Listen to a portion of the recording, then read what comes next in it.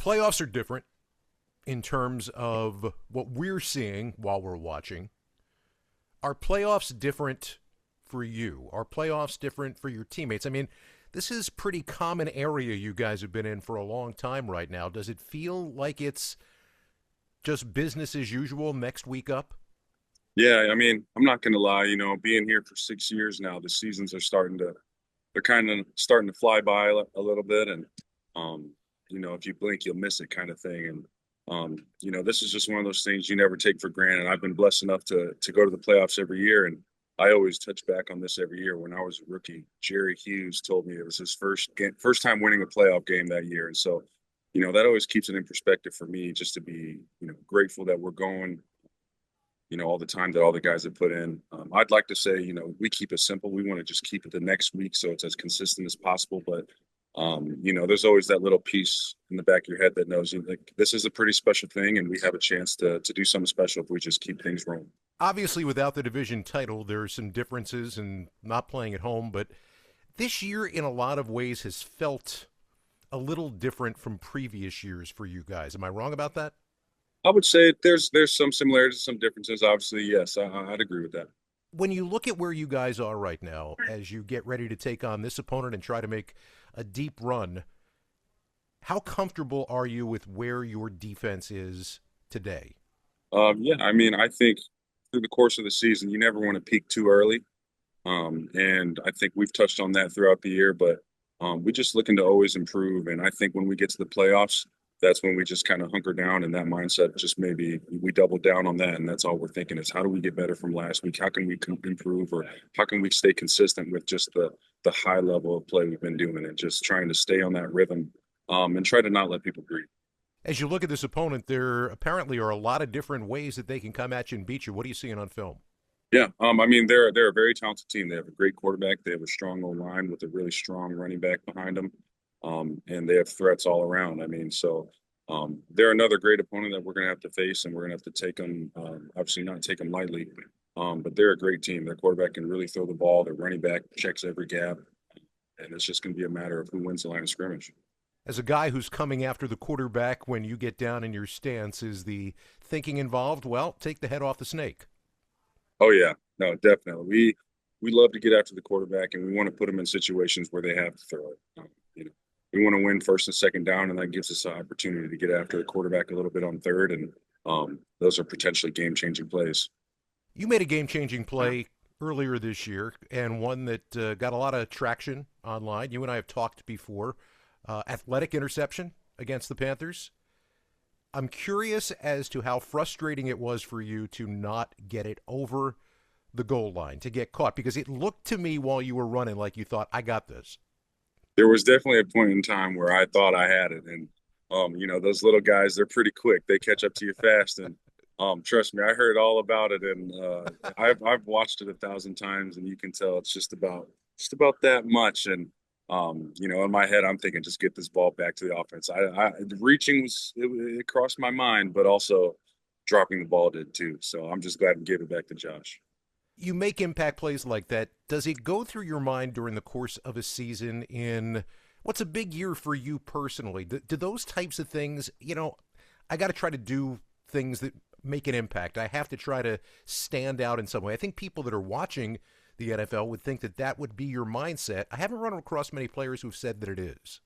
I think there's a reason for that, just because I think when you have the mindset of chasing plays and chasing those big moments is whenever you kind of make mistakes and you let things by because you're trying to do too much. You're trying to do a little too much extra whenever the only thing that's required is doing your 111. And I know the coaches harp on that. And obviously, everyone wants to make every play if possible. But the biggest part is doing your part. And, being in a place like this place, having the great coaches I've had, um, I like to take that in mind and take that into my mind is just do my job, and the plays will come to you, and be as great as I can at my job every play.